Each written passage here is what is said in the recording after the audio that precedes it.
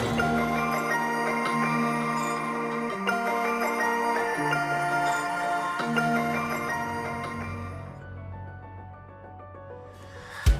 know those words, they hurt me. You'd found out what made me angry, then use it to your ability. Now you're trying to avoid me.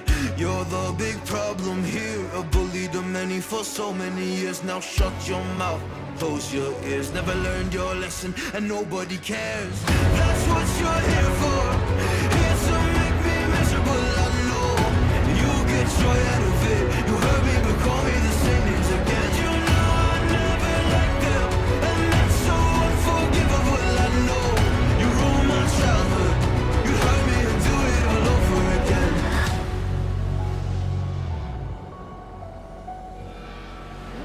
You ruined my childhood. You hurt me and do it all over again.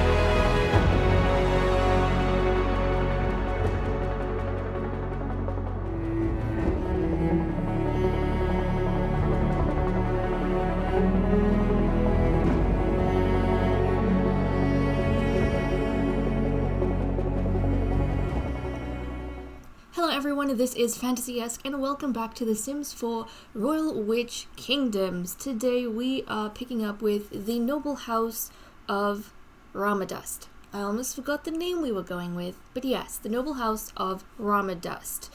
Now, quite a few things have happened since we left off, and we need to go through those things, or some of which occurred in the movie, before we dive into the episode, so that we can make sense of the situation.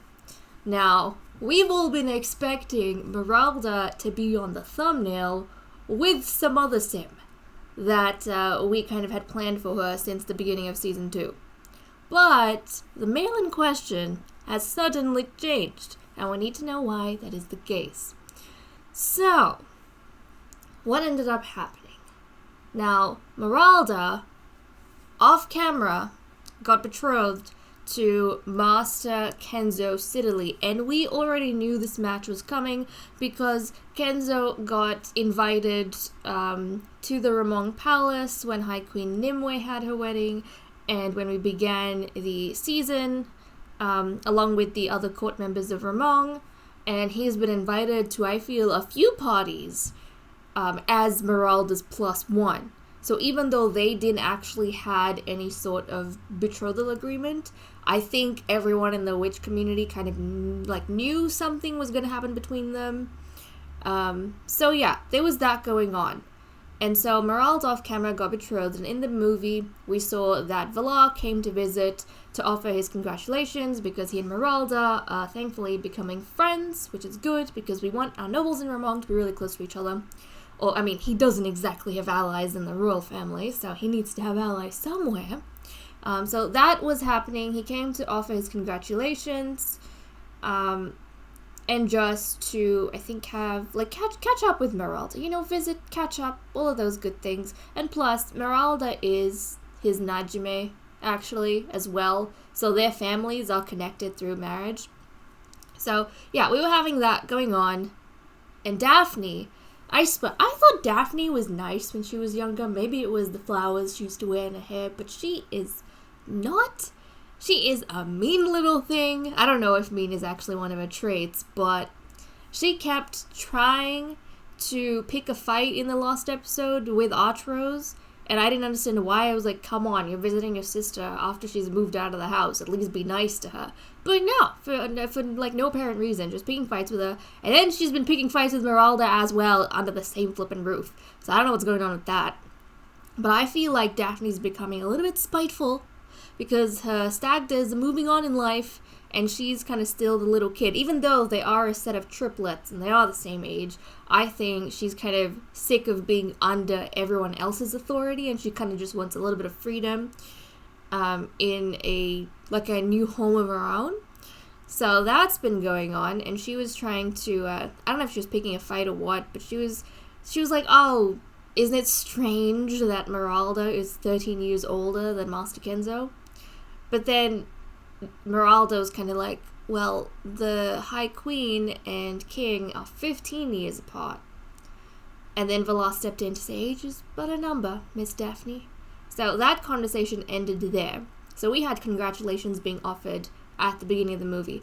And then suddenly Meralda was called to Sikaar to visit the house of Siddeley, quite suddenly, out of nowhere.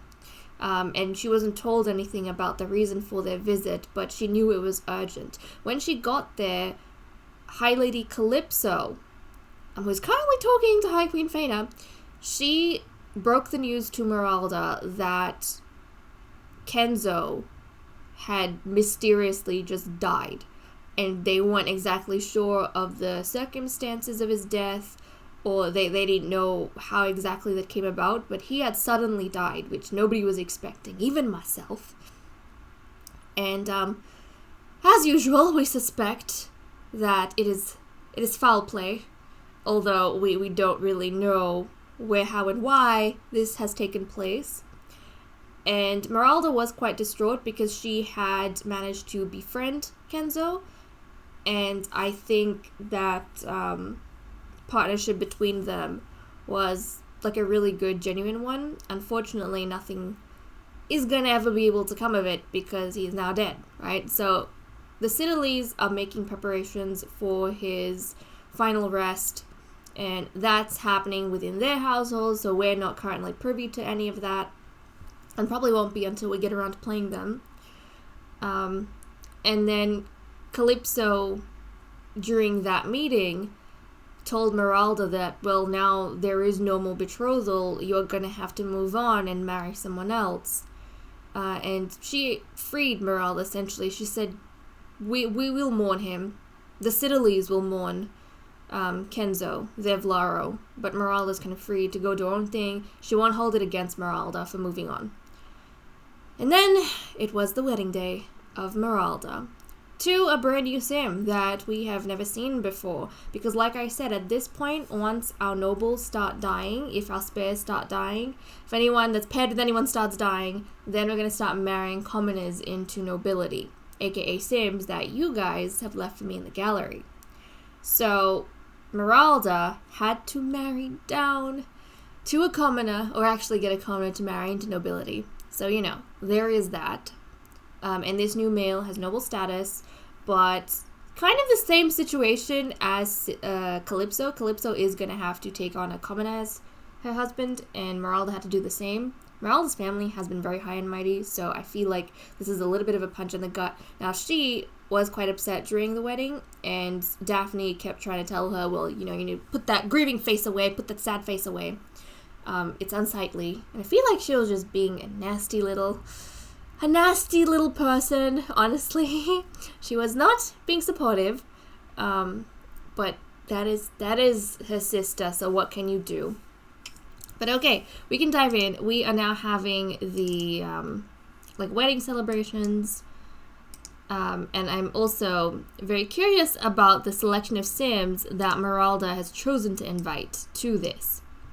Now, she has invited the High Queen and King of Nimue. She's got High Queen Faina. She's invited Princess Luna of Holcane. Obviously, her sister Archrose, High Lord Valar, because they're neighbors. And then she's also invited the Citadels. So right now, High Lady Calypso and Miss Helicent are the only ones in the Citadel household. And I thought that was curious because, I mean, she was betrothed to their brother, and he recently died. So I mean, they did say she could move on, but I didn't know how they would feel attending her wedding to someone else.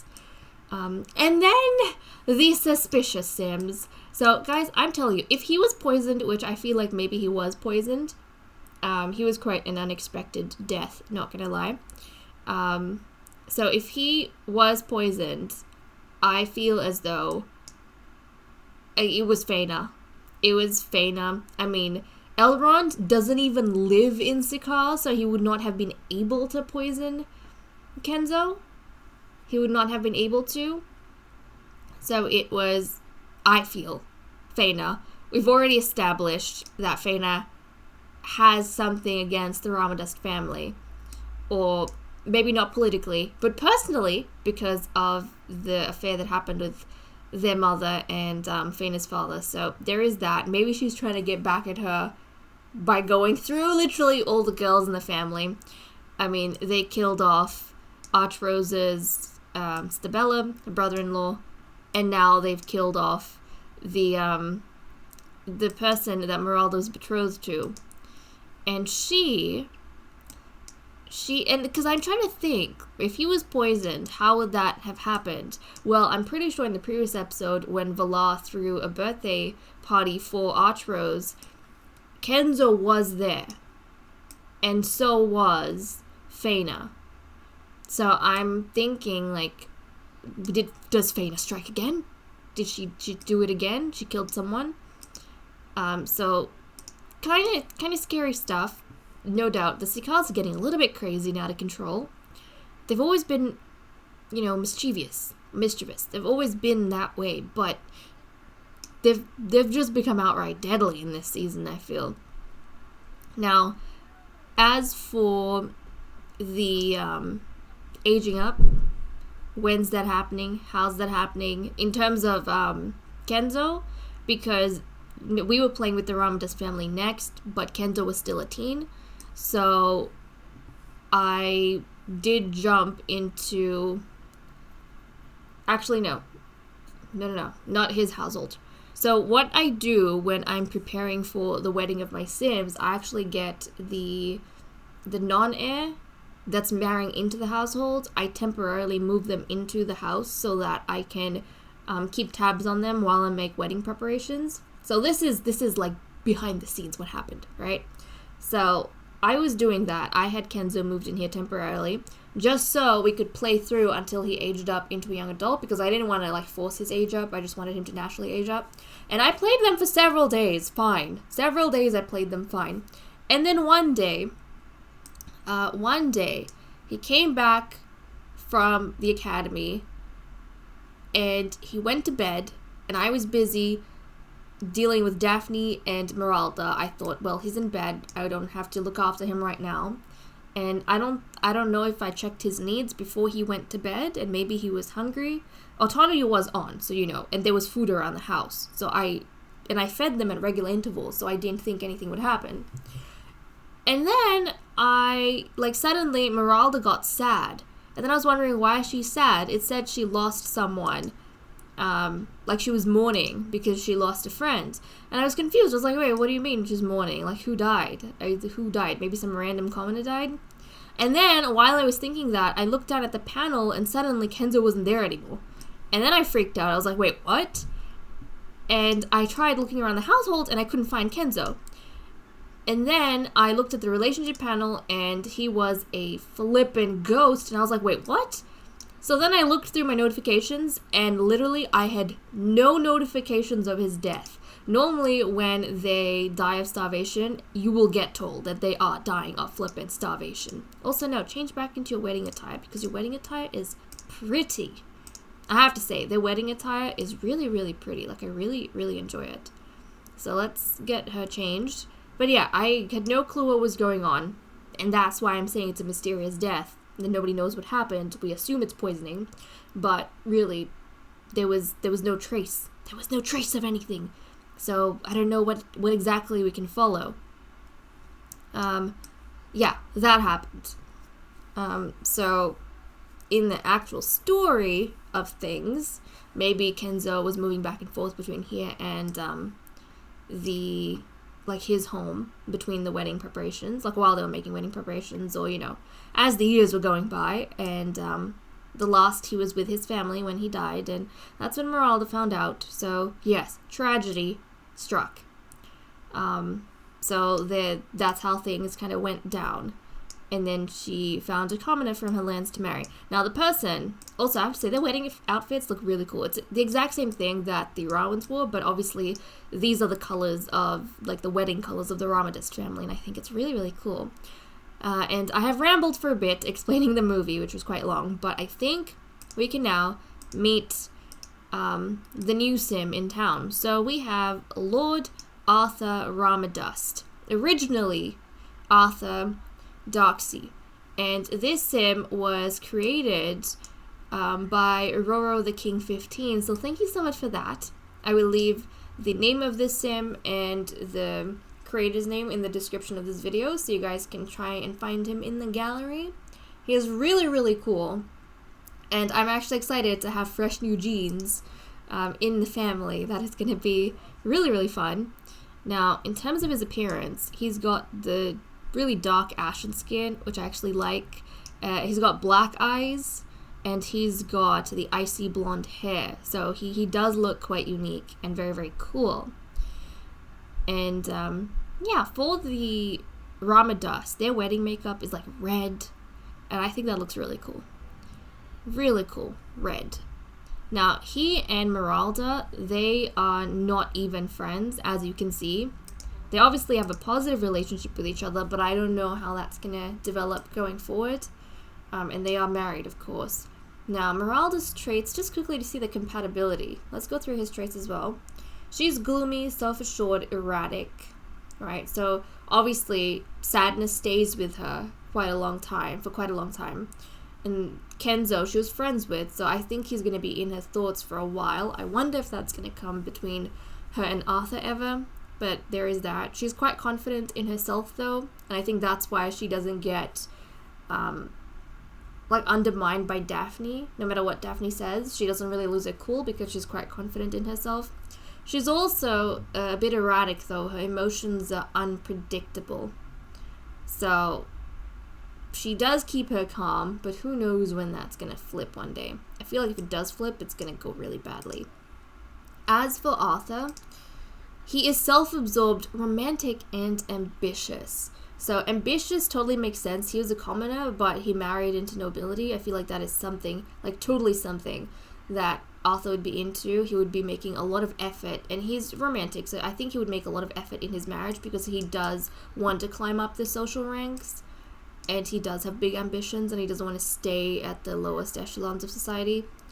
And then self-absorbed. He thinks quite highly of himself, and I think very quickly he's going to become comfortable with the noble way of living. Unlike Valar, who I feel like is quite humble, I don't think Arthur is going to be humble. It might start getting to his head at some point. He's going to want to be treated like a lord, you know? So that is our new sim and these others. Now, I want you guys to look, if possible, look back to the previous episode where we had the party at the end, because I'm pretty sure Kenzo was invited, and some of the other sims as well that are in this mix. And let me know, like, who do you think might have poisoned or killed Kenzo, and why? I think it's Faina. She seems the most likely. I mean, Faina, I assumed, killed Kylo, and I feel like maybe she went and killed Kenzo as well. And it does make sense because Faina, like, lives in Sakaar, and Kenzo is from Sakaar, so I feel like even if it wasn't at the party, she would have had access to him. And she could have easily arranged for his death, right? That kind of makes sense to me. So yeah, it's kind of scary, but that is that. But yeah, these few sims. Now, who didn't they invite? They invited, I think, all the nobles. Yeah, they invited the two nobles from Ramong, the royals. So Meralda is politically kind of keeping peace over here. And how is her relationship actually with the royal family? Nimue and Elrond. Okay, they're not exactly friends, but they don't have bad blood between them. They don't really have any bad blood between them. Things are peaceful. Oh look, she and Arthur are a little bit romantic, which is good. But yeah, fascinating. She is friends with Helicent. Not so much Calypso, but yeah, she did manage to get quite close to the younger two siblings in the Siddeley house. So I think it did hit her quite a bit when Kenzo died. As you can see, they were friends, which is quite unfortunate. Now, Arthur obviously doesn't really know anyone apart from Meralda and Daphne, and I'm hoping that he's going to be able to meet the others during this event. Okay, he managed to meet High Queen Nimue, and that's good. Yeah, he managed to meet her. He's definitely going to want to start making some connections in court. Him and his ambitions. Okay, the others more or less are leaving. And then Daphne. How's Daphne?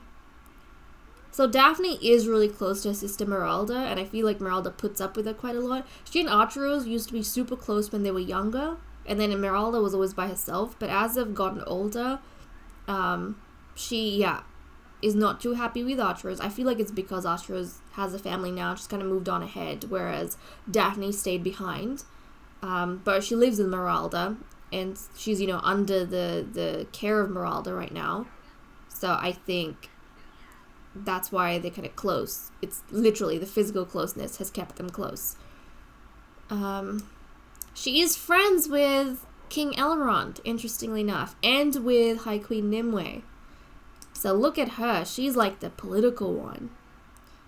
I feel like she's the gossiper that weasels her way into important relationships. And, oh, you're gonna insult the queen?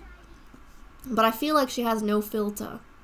I feel like Daphne, sorry, I keep wanting to call Arther. I feel like Daphne has no filter.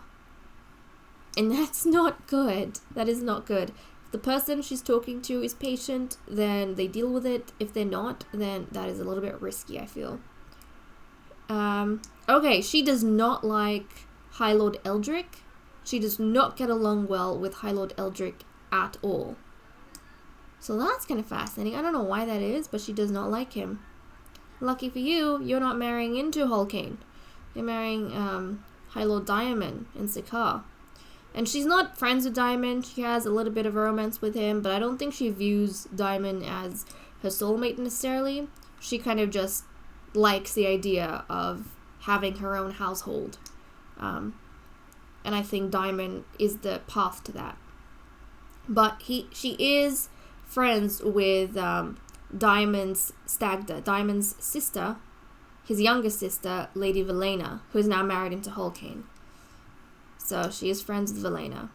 It's so interesting to see all the connections we have here. And I don't know who these urns belong to, but they are there for some reason.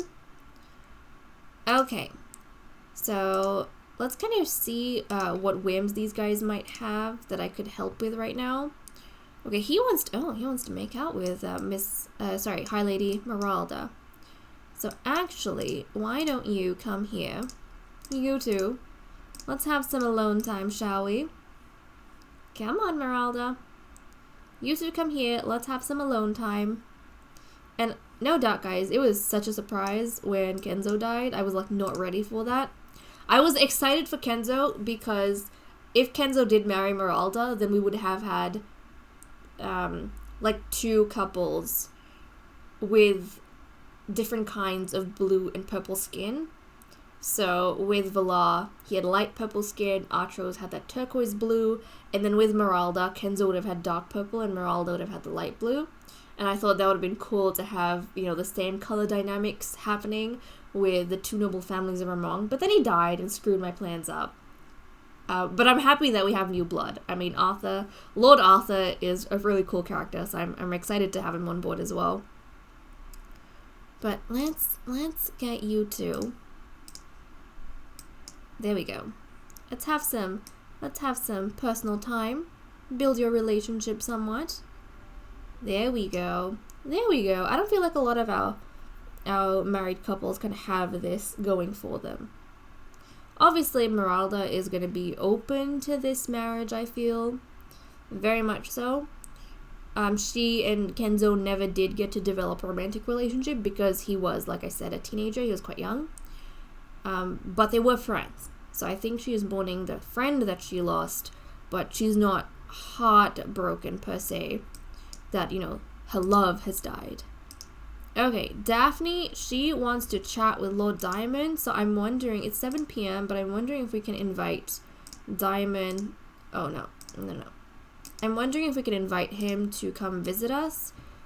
I mean, he was not very bothered to when we were playing his household in the previous season, during the younger days. Okay, he's coming over, but he was never really bothered to make an effort. Like, his mother was forcing him, who was the High Lady at the time, was forcing him to make an effort with Daphne, but he was never really bothered to. He kind of saw Daphne as a bit of a nuisance. So that's interesting. I feel like on both sides. I mean, Daphne doesn't view him as an annoyance, more like a means to an end. I wonder if their marriage will work, and really if she's going to be happier being married off than she is in her own home, you know? It's strange, but yeah. Let's give him a pep talk.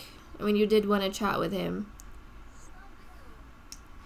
Let's give him a bit of a pep talk. Yep, okay. She just wanted to have a little bit of a chat with him, and he is feeling flirty, so I might leave them be and see what they can do. But it is late. I feel like... Oh, the wedding portrait. I didn't get to show you guys the wedding portrait. So, here is the wedding portrait. Very private, very hidden because of their hoods, of Meralda and Arther. There we go. They had to have that addition into the household like we do with all of our married couples. Very, very exciting. And actually, we don't Yeah, we don't really have, or I haven't planned wedding portraits for any of the couples in Ioja. And we're not going to see, I think, a wedding between them because the couples in Ioja are already married. But I'm thinking I might still get them, like I might still assign them their wedding outfits, and then I'll get them to have their wedding portraits. But we won't see any of the Ioja weddings, or that custom, until the next generation gets married. So I might do that. I might still give them wedding attires, and then I might still have like a wedding portrait for them, so we can at least keep it kind of same across all the households. But yeah. Interesting. And with Arther, I imagine he is very... I mean, he is also quite a bit younger than Meralda, but we don't have a definitive age in years. Meralda was 13 years older than Kenzo, but since Arther wasn't born into, like, the witch spreadsheet, I should say, I don't have a definitive number in years for his age. Actually, hold on. You don't really have to make too much effort right now because your Najime, who is unmarried and living in this house, is still here. So actually, even like unmarried Sims who live in the same household as a married lord and lady, I feel like they would be the ones. Oh my goodness, put this out. Put this out, woman. Okay, there is a fire. Let's see who steps up to help out. I think these kind of tragedies I leave be so that we can add drama. Yeah, so I'm not going to encourage anyone to put this out or anything like that. I want to see who steps up to the plate. And in the case that someone doesn't, I want to see who dies. Okay, that died out on its own because that was broken and, you know, water. So thank goodness, I suppose. Nobody else seemed to care what was happening. Daphne was freaking out on her own over here. Yeah, that's fine. But yeah, like I was saying, if a Sim, even though Daphne is betrothed and she's going to be a lady in the future, she's not a lady yet. She's a miss. So I feel like in this house, she would be the one to do a lot of the chores and such. And then, like, when she moves out, then obviously Lord Arther is going to have to assume a lot of those responsibilities. Okay, let's scrub that. Come on, let's scrub that. Okay, well, she is overcharged, and she's having a spellcaster overload. Oh no. Okay, yeah, that is scary, for sure. For sure. Let's go have a shower. But it is getting late. I feel like our Simmies might want to go to bed. And then we can catch up. Actually, you know what? I think I want to invite over Aveline. I want to invite over Valar, Arters, and Aveline because Aveline is a toddler now. So that's definitely going to be cool and cute. But I will keep Meralda and Arther in their wedding attires for the rest of the episode, like I said, because I just love seeing them in their wedding attire. They look so cool. Look at these guys enjoying breakfast that Miss Daphne has made for them.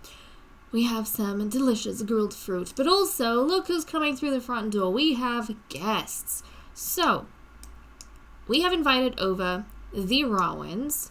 Obviously, Artrose, Meralda's stagder, her sister, High Lord Valar, and their daughter and heiress, Miss Aveline Rowan, who is now a toddler. And we want to meet her, we want to check her out. Now, she has a mix of her parents' genes. So she's got her mother's turquoise skin, she's got her father's brown hair, and her father's yellow eyes. Artrose has dark brown hair, like a shade darker, and then she's got light blue eyes. So there we go. And usually, when I'm saying, you know, yellow or light blue, the witch eye colors are a mix of different colors, but the color I specify is kind of like the dominant eye color. Like, even in the yellow eyes, they'll have a mix of reds and oranges, so it's interesting. But let's take a look at this little one. Now, she is a fussy little baby. She is fussy, but she is super cute. Now, her ears, don't mind that. All the kids, most of the kids, I feel, have round ears. And then when they become children, or maybe when they become, I think when they become children, the ears kind of sharpen out. So, yeah, there is that. But look at her.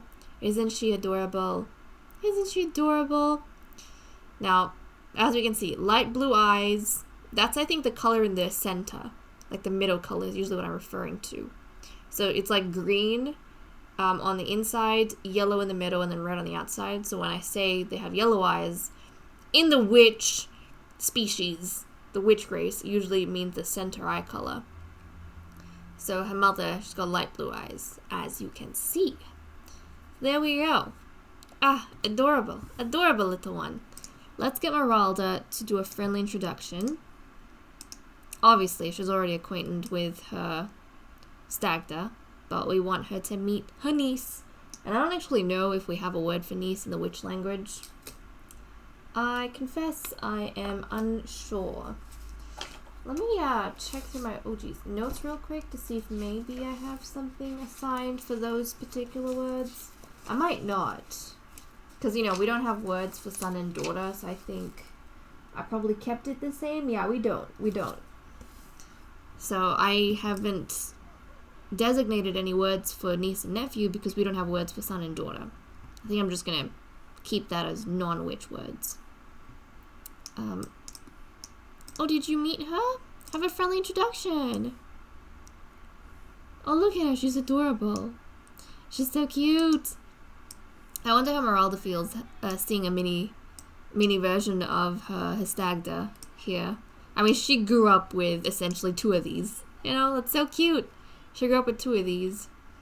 And now to see a little one just like her siblings. Oh, look at that. It's so cute. Now I'm wondering, do we have a word for aunt and uncle? Do we have a word for aunt and uncle? I am unsure about that as well. We do. Yeah, I'm being silly. We do have a word for aunt and uncle. So, Meralda would be Aveline's Nalda. Yeah. And so she would be the Nalda because her mother's sister. And Arther would be her Nalro. Yeah. So from the mother's side. Aunt and uncle from the mother's side. And he's the Nalro through marriage. So so interesting. So interesting to see these relationships bloom and blossom. It's beautiful. Such beauty. And yeah, Meralda is still quite upset, and I think she's getting even more upset when she's talking to Villar, because Villar did come and congratulate her.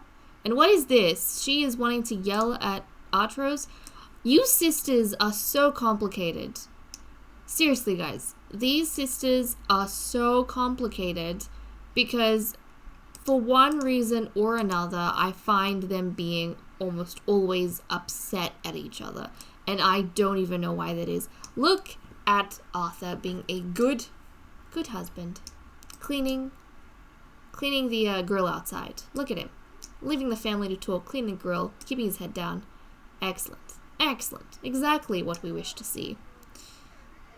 But yeah, Artros is being quite, she's being quite humorous, and Meralda's quite upset at that, and I don't know why that is. Maybe she feels as though she's still kind of in mourning, and she feels as though it's too soon to be lighthearted. Because I feel like she's older and she's a more mature one. She wouldn't necessarily lash out at her younger siblings. So yeah, that is strange to me. She wants to go take a bubble bath, to ease things. That's fine. That is fine. Okay, Arther. What does he want to do? Arther wants to chat with High Queen Nimue. This boy is ambitious. I mean, it makes sense that, Nimue is the flippin' High Queen, is the only one he really knows so far. And look who is visiting. High Queen Faina is out front. Are you visiting or are you not visiting? I don't know. Regardless, Nimue is here. So why don't we discuss interests with Nimue? yeah, he definitely wants to speak to Nimue. One, because she is the only person that he really knows other than his wife and his Najime. She's maybe gossip about the neighbors. Yeah, the queen is the High Queen is the only one he knows. But also I feel like, oh, look at you guys. Oh, you guys are precious. Look at this family. They're like a perfect little family. A perfect little family. I mean, the Rawans are Rawans, so it makes sense. They're the family with the least drama, I feel. Usually. When they're not being assassinated. But yeah, I feel like Arthur is wanting to climb up the social ladder. So that's why he's kind of wanting to befriend High Queen Nimue and all of that. That's fascinating, but yes, I'll leave him to chat with her. Daphne's the same. Daphne likes having friends in high places. Now, I don't know what Faina's doing. Faina's behaving oddly. She kind of just flew over in her broom to watch or keep tabs on this household, and then she flew away without saying hello. I wonder what's going on. So yeah, these guys are having their little chats. And Meralda wants to chat with Arthur. Maybe... Look, she's being, like, really romantic over here. But I feel like she just wants to converse. Maybe enthused about gardening. She just wants to get to know her husband. Just a little bit. Just trying to make this marriage work. Hey, no, change back into your beautiful wedding attire, please. I mean, we're probably not going to see this again until the next wedding in this household. So yes, just let me soak you guys in as much as possible. And they look so cool in the different wedding attires. That's why I like keeping them in it for like a whole episode so I can enjoy it. I can enjoy the way they look for as long as possible. But yeah, their relationship seems to be developing well, so that makes me happy quite a bit. And I flippin' pray that they keep a good relationship with Nimue and things don't go sour with her, because I don't want them to become like the Rawans. Unfortunately, the Rawans don't exactly have the best relationship with the royal family right now.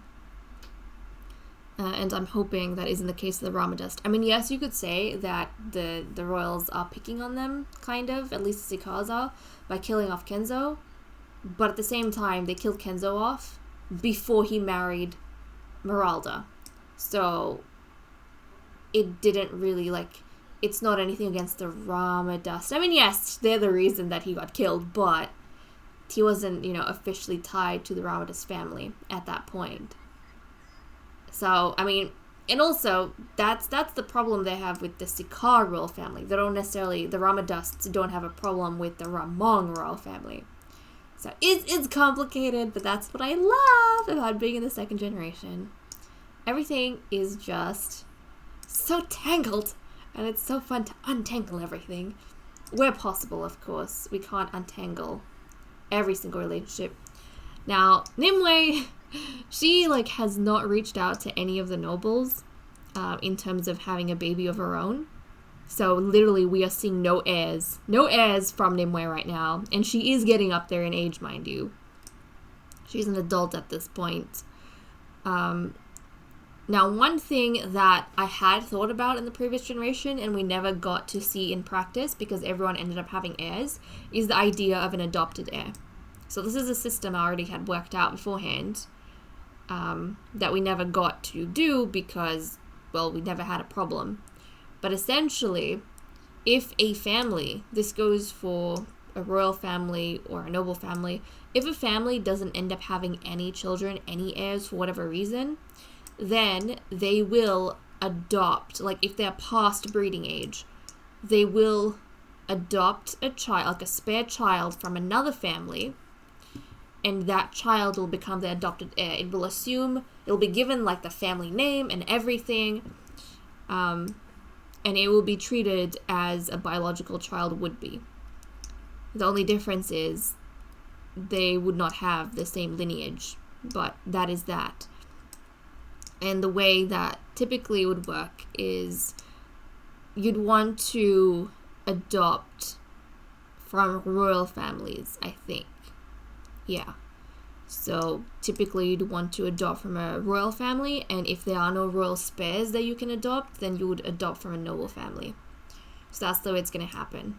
Basically, if Nimue never ends up having any kids of her own, then she is going to adopt one of the spare children from the Sikar royal family or the Hulkin royal family, depending on who has a spare. So like right now, the only spare available is from the Hulkin family, because Prince Luther, he is a prince, but he is not in line. Even though he is the firstborn in that family, he is not in line because his father died before assuming the title. His uncle is the king, right? His Kotro is the king, the High King. So Prince Luther's step siblings are going to be the ones in line, but Luther is a spare. He counts as a spare, as a firstborn non-heir. So he'd be treated like any other second or third born, and Nimue would be able to adopt him as her heir and give him the Ramong last name and all of that. So then he would become High Prince Luther Ramong. Obviously, we don't know just yet what's going on in that regard, but that is entirely a possibility if she never has kids of her own. So okay guys, with that said and done, I'm going to leave off here. Thank you so much for watching. I hope you all enjoyed, and I will see you all next time. Bye bye.